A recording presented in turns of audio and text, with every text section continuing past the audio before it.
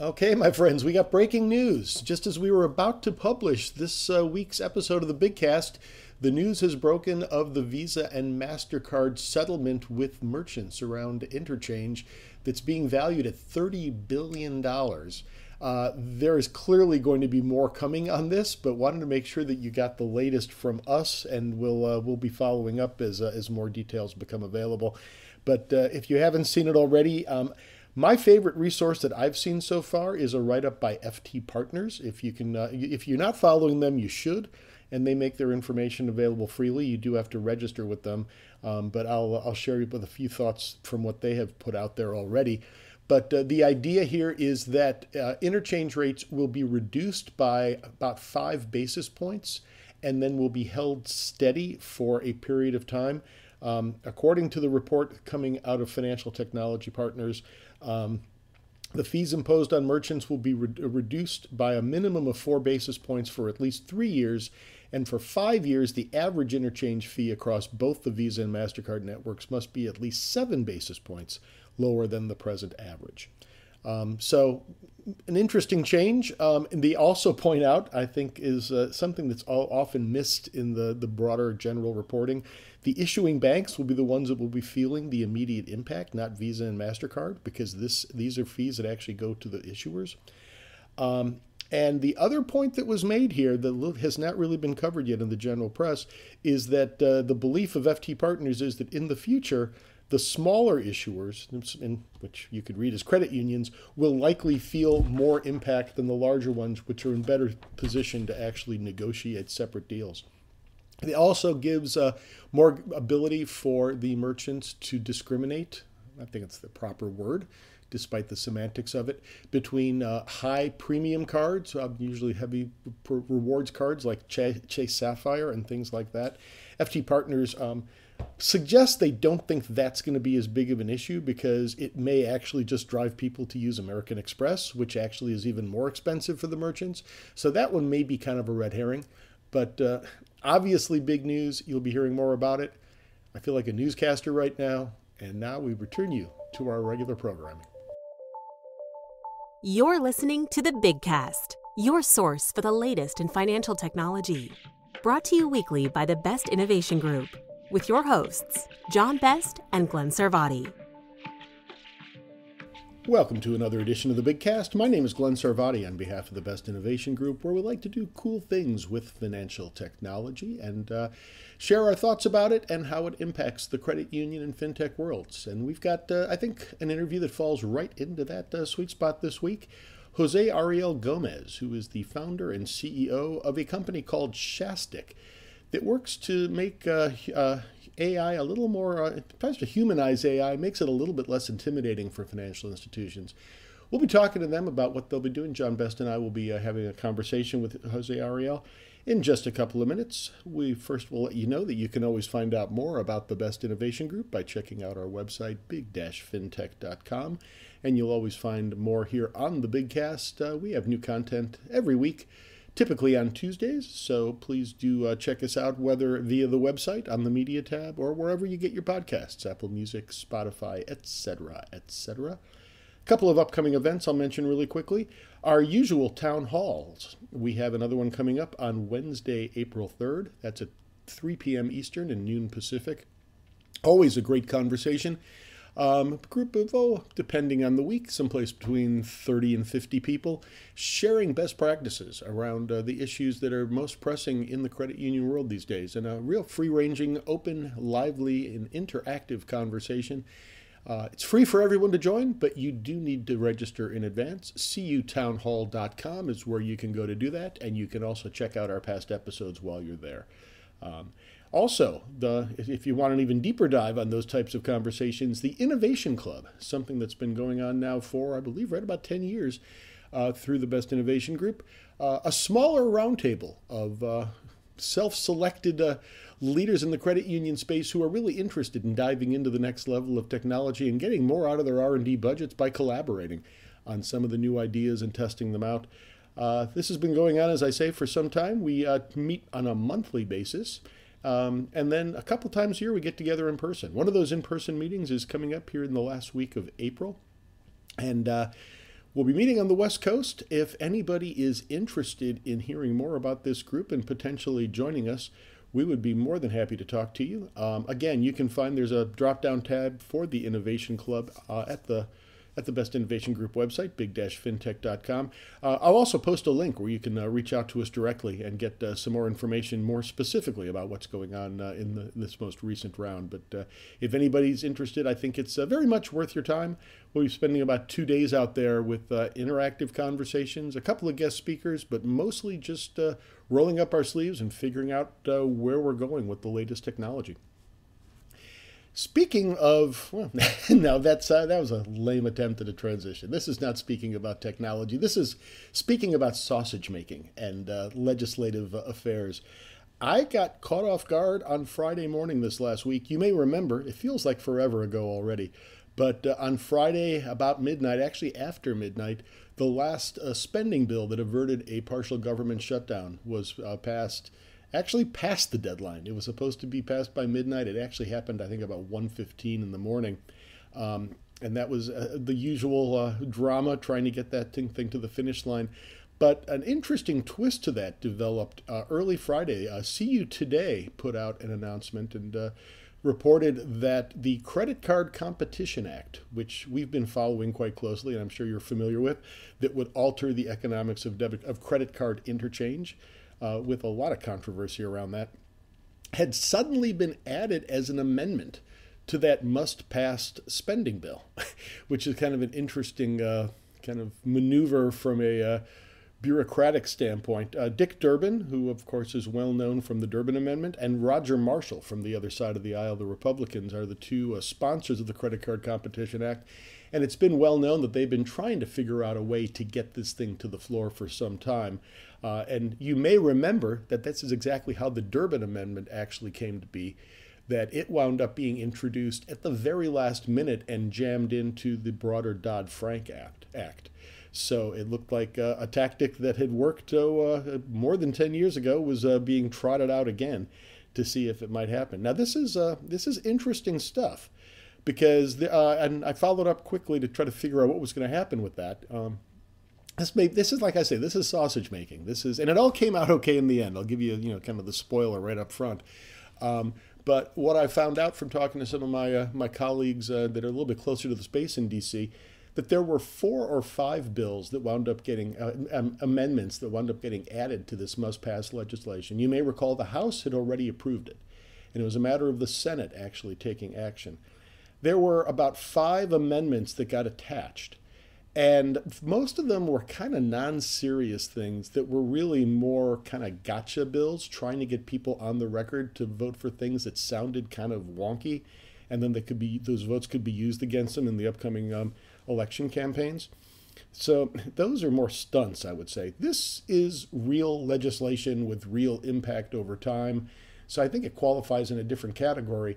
But more importantly, if you think about it, the way things work, if the House and Senate pass bills that are not perfectly aligned, they have to go back to committee and they have to actually reconcile them.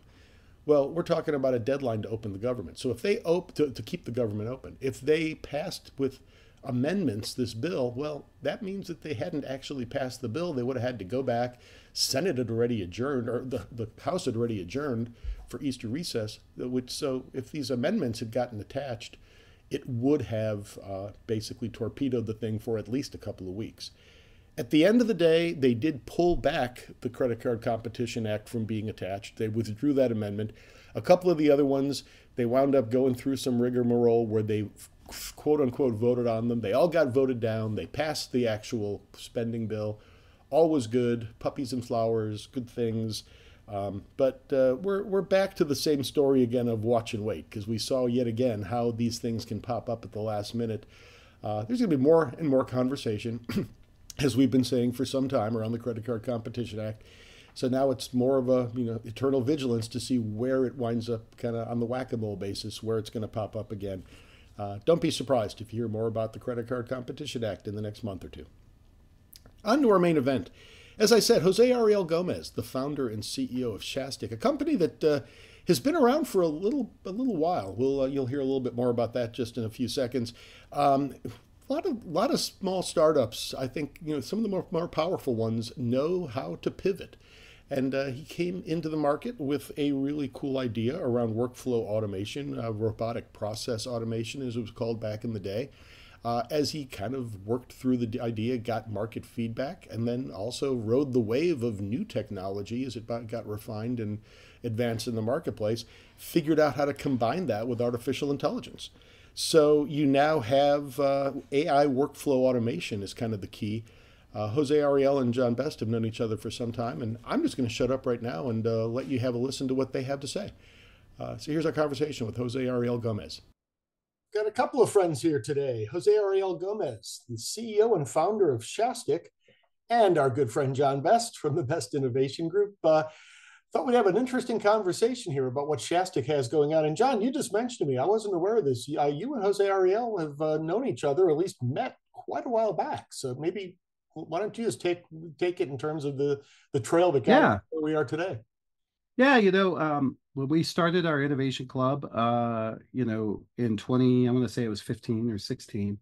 And one of the things I knew was coming up, because I'd done just a ton of work with a platform called Selenium.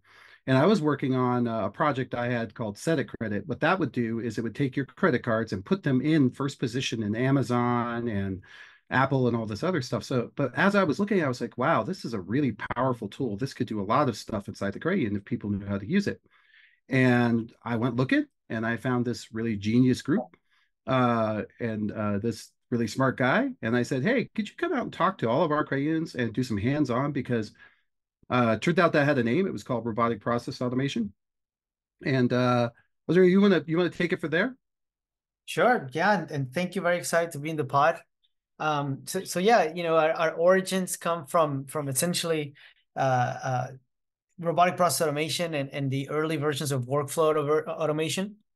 And we, especially back then, we started the company because we really believe that high productivity makes the world a better place, and that there's something magical when you can do 10 times more with less. And so the way that we go about discovering these types of magic efficiencies in everyday life is at the intersection of workflow automation and now artificial intelligence, which is very powerful, obviously. And we've combined it into a platform that democratizes access to AI workflow automation for community-based financial institutions. And we're working with several credit unions that have deployed this in production for different banking workflows. So that's, back in the day, we were mostly focused on RPA. Nowadays, we've augmented it with a lot of different things like communication capabilities, AI, essentially trying to blend what's, we think of RPA as a moving assembly line, if we're talking about a factory, and now incorporating an AI quarterback into it as a plant manager to make sure that everything runs smoothly. So that's what we do. Yeah, that's the thing, this AI quarterback. That's what I thought would be interesting to discuss on this podcast. And so, Glenn, what my simple idea of this when I first talked to him was, hey, RPA, sometimes its big problem is that it's very sort of static, and it expects the interfaces that it's communicating with. Let's say your core interface, and there's a field in there, and it's called name, and one day it changes to first name. In the traditional RPA platforms, or without AI, which is why I'm glad you made the distinction that they don't call it that anymore for him, that would break it, right, Azrael? That alone would break that particular script or that particular process, right? Yep. Yeah, there's a lot of they're very fragile, usually, a lot of those workflows, and it's hard to really scale. It's easy to deploy one of those bots, as they call them, and just do something. It's really hard to have like 100 of those in parallel running without tripping over each other. I'm just thinking back to my own experience with biller databases and things like that. And all it takes is, a middle initial, a Mr. And when another database doesn't have a Mr. in front of your name, and the next and the fields are different, right? So there's all these semantics involved with how you communicate your data on. And so what I was looking at was I had built a little prototype that I would go to a website, and my goal for the AI prototype was I wanted it to learn how to register an account. I gave it an email that I made. I gave it a credit card that I have. And I said, I just want you to travel the web and register for anything, and I didn't turn it loose like that, but my goal for it was, okay, and so here's some sites you've never seen before. See if you can figure out how to join and register. And it did. And I thought that was pretty impressive. But so my thought was, okay, the AI could fix that. But then I thought I'm going to reach out to Azrael, because he had been part of our platform and been part of the IC. And then he just turned that on its head for me because it made sense. It wasn't the important part. And you mentioned before this AI quarterback getting involved, because what I didn't realize is how much falls out of these processes. You want to speak to that, Josriel? Sure. I mean, I think what you're getting at is that, go back to the analogy of a manufacturing company. You can only rely on the moving assembly line to run on its own for so long, but you still need somebody to contextualize at every point in the process. And that's that quarterback.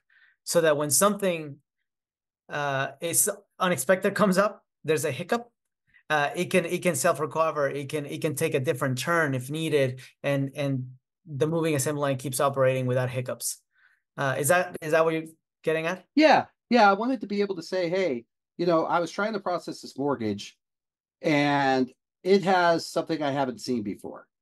And in today's platforms, that falls out into something that has to be manually handled. But what you were telling me was you have this like really killer AI router or quarterback that would say, well, before we go toss that into the exception bin, let me take a look at it. Is that kind of what's going on? Yeah, basically, what we're doing essentially is building guardrails into it or configuring based on the policies of the institution. Like, what are the ways that you'd like to handle different things so that the engine can then operationalize that on its own, autonomously. Yeah, so talk to me about that. There's so many questions I have. So a lot of Koreans are afraid of AI. They fear it. Glenn, you and I heard that at the GAC meeting we just did with all the CEOs. Absolutely. Then there's the question of, okay, if you are using AI, which model are you? That's the big deal, right? You're using Gemini or ChatGPT or whatever. And how do you choose that, right? And then this next step of, okay, then you mentioned these guardrails, right? And their big fear is it decides what day that, anybody with a 300, what is it when you're dead in FICO, Glenn? Is it 800 or above 800 or something? 800 golden, but yeah. No, yeah, there's one where you're dead, but it's dumb because it's a higher number than the other one, if I remember right. But it decides dead people should have mortgages, and off it goes, right? And so talk to me a little bit about like all of those concerns, and are you having any issues? You said you were piloting with a few credit unions. How do they feel about this? I'd love to hear more about how this is all working out and how you overcame some of those challenges, regulators, stuff like that. Sure. I mean, we have a slightly different way of thinking about it. Our framework, our mental framework is you have to start from first principles, because when we start working with an institution, a credit union, a community financial institution, a lot of the processes that they have in place today were really designed for the technological capabilities of maybe 10, 20, or 30 years ago. And so a lot of things have changed in the last year or two, and definitely in the last decade. And so what we try to do, first of all, is rethink the process, basically unbundle it, break it down into its most individual steps, and try to understand, what kind of task is this? Is this a repetitive high-risk task, or is it a repetitive low-risk task? Because we think that there's different approaches you can take with AI and with workflow automation, but it depends on the type of the task individually, and then the whole process as a whole. So if it's a low risk task that is very repetitive, you might want to use things like RPA with a little bit of aid on with an AI agent, for instance, like the one you were describing, because there's very set rules and very set things that need to be done, and they're very low risk. So that you could have an acceptable rate of error, which would be similar to what a human person would do. However, sometimes there's risks when you decide to automate something completely where it's a very high risk task. And in that sense, it might be better to apply more of an augmentation strategy, like a co-pilot. If that makes sense. So where it's like giving, it takes a user who has to clear this exception queue, but it advises them and gives them like extra, like, hey, you just need to make this one decision, and I'll do the rest. And here's what I think it should be, and here are the options, kind of a thing. Exactly. Basically, it's the whole Copilot like ChatGPT, but specialized, where it can provide a lot of context and it can provide answers, and it basically helps make the knowledge worker faster, more efficient, and more accurate. But you still have a human in the loop, like you said, versus an autonomous self-driving task, which is very powerful, by the way. We think that a lot of the work in financial services will eventually become autonomous, because a lot of it, if you break it down correctly, if you unbundle it correctly, there's a lot of repetitive, low-risk work involved. And then there's a few high-risk decisions that you have to make along the way. And so knowing how to properly, well, first of all, make that distinction, right? That analysis. It's an area of risk if you don't do it right. And it's also an area of great opportunity if you know how to do it. Because we really think, John, and I hope it doesn't sound crazy, but we really think that we are at the verge of a transition like what happened 100 years ago, when the world went from manual physical manufacturing to industrialized manufacturing. Except that's like, is that where Luddites came from? I read a really good book on this. It's called Blood in the Machine. Have you read that? I have not. You should read it, because it's exactly about that transaction. Did you know the word Luddite came from that transition you're talking about? I did not. it by the way, that was not like a peaceful transition. These guys went, it was like the weaving, the looms and stuff that used to be run manually, and people were out of jobs, and they would all get together. They were called the Luddites, and they would go burn down a factory that had these new machines in them that was taking their jobs. Oh, sorry, you're talking about earlier. I was talking about, turn of the century, like 1913, when we invented the moving assembly line. So okay, you're talking about more factory and Henry Ford and stuff like that. Yeah, this is a little earlier than that, but it's a similar transition. I was going to say, proof that there's nothing new. It's just the next cycle, and now at least wave number 3 of the same thing. Well, but John's, you made a very important point there, and that's what we're seeing. For us to make that transition 100 years ago, it required to essentially flip processes on their heads, right? Because there were a lot of steps that were very ad hoc and maybe made a lot of sense when you're doing it manually, but it didn't make a lot of sense when you were using a moving assembly line. And so we're seeing a very similar transition in knowledge work, and moving towards more industrialized knowledge work, where there's very, very defined steps that are more aligned with the capabilities that we have today, mainly things like AI, where you have cognitive capabilities to really flush out a lot of decision points that typically will become bottlenecks and would require somebody like a junior representative or like a junior clerk. You don't even need the most expensive expert in the world. You just need to have enough context, right? Very important. And some cognitive capabilities, and you can unblock a lot of those. And then there's others that even if you have the most smart AI in the world, the one that takes over the world, you still want to have someone in the loop there because of the high. Yeah. So quick question. Can I just jump in here just for a second? What I'm hearing here, John, ties back to what we heard at GAC again, too, is I think you used the phrase, Jose Ariel, the whole notion of keeping a human in the loop. And that, at least for an interim period, and possibly forever, is going to be the thing that really provides the level of comfort. I mean, that's one of the messages we heard, that AI is a great assistant, but you don't just literally turn over the keys to the factory to it. Now, it's all a matter of degree of just how much. And as you say, Jose, it's, sometimes that might be a low-level person that just provides enough oversight. And sometimes it's because it's a real high-value thing that, you do want somebody very senior taking a look before just kind of run. And Glenn, so the other thing that's interesting, and Jose, we talked about this. So as the AI, when you talk about the AI companion or the Copilot, as it observes what the human makes decisions on, it should be able to eventually learn from those, and then those exceptions will continually be driven down, right? That is true. However, we don't believe that we're ever going to move to a full autonomy kind of financial services industry. And, again, it's because of, you really want to have for those really, and I'll give you some examples, like work that involves high financial loss or reputational risk, like compliance work, stuff like that. You still want to have somebody, maybe not at 100% of the work, but at those milestones that are so important. And in that sense, think of kind of like what Uber did for transportation. Before Uber, it was hard to become a taxi driver because you had to get a license and you had to learn how to, all the streets, and you had to put them in your head and all that stuff. And so what did it do? It basically gave an average person the ability to be a taxi driver in 2 seconds because it augmented that person. So that's very powerful for scenarios where there's high risk. So we don't believe that you should move away from that.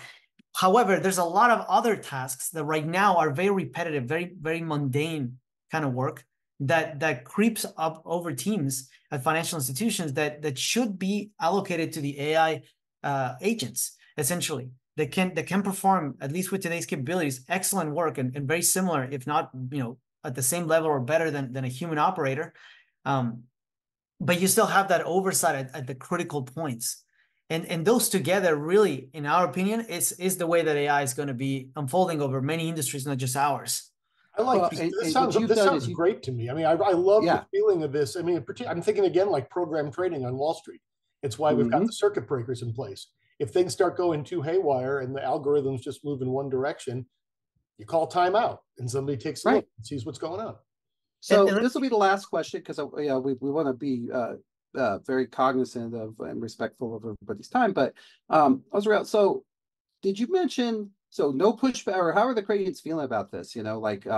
Obviously they need to know the extent of the AI, and then can you tell me which models people are choosing and how they're going about that, and also what kind of cost does it add?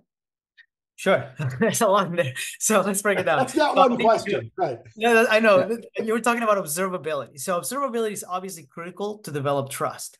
Now, in terms of where we're seeing financial institutions starting to look at, it is definitely, for instance, on the member services side, the Copilot, there's a lot of chatbots that are coming out that are specialized. That's the augmentation path is becoming very, they're a lot more comfortable. They're exploring it. We don't do that, but there's a lot of opportunity there.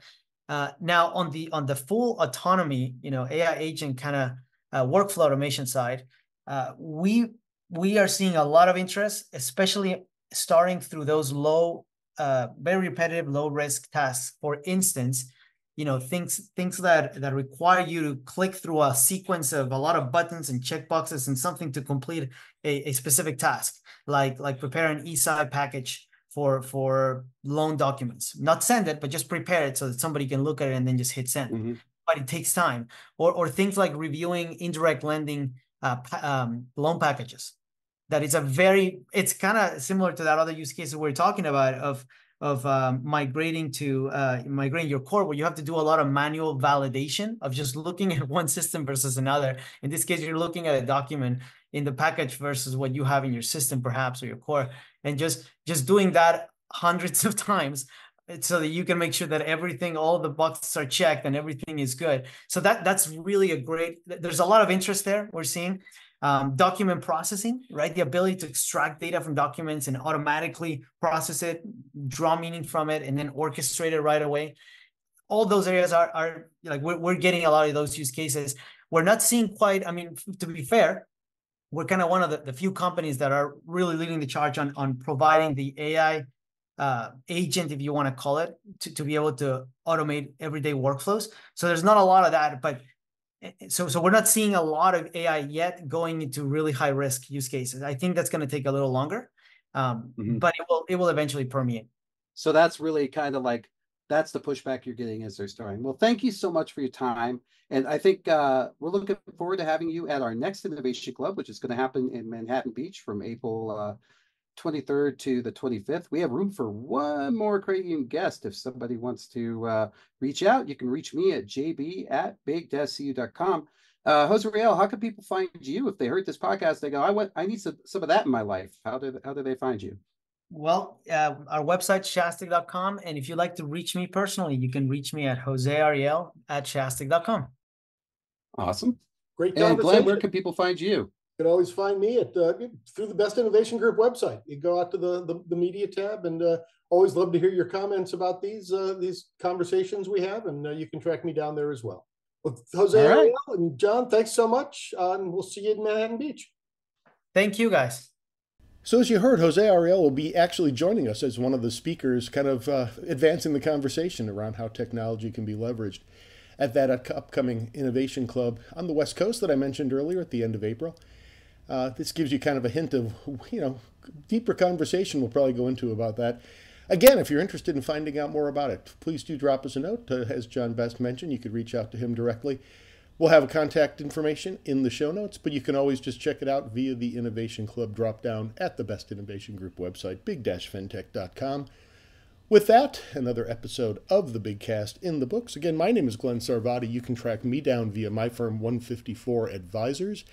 I would say that LinkedIn is probably the best place to do that these days, but you can always, again, find me. Always love to hear your comments. Drop a note at the Best Innovation Group website as well, big-fintech.com. We'll be back again with next week. We've already got a few really interesting things lined up to share with you over the course of the next couple of weeks as we head into busy conference season as well. And that's always a great opportunity for us to catch the latest and greatest and catch up with the founders and movers and shakers taking things to the next level out at those locations. NACUSO Network Conference in the middle of April comes to mind first, along with Innovation Club. And then we got Nacha Payments coming up in the early part of May. So hope to see you at some of those. And if you can't make it, you'll be hearing more about them here. As always, we thank you for listening and hope you check in with us at the Big Cast again in the next week or so. Check back each week for the latest from the Big Cast. Or better yet, we hope you'll consider subscribing for free via Spotify, Stitcher, Apple, or wherever you get your podcasts. If you have questions or comments, we'd love to hear from you. Tweet us at Big Fintech. Email info@big-fintech.com. Or visit us at big-fintech.com and click on the Media tab, where you can post a comment or check out our archive of hundreds of past episodes. See you next week.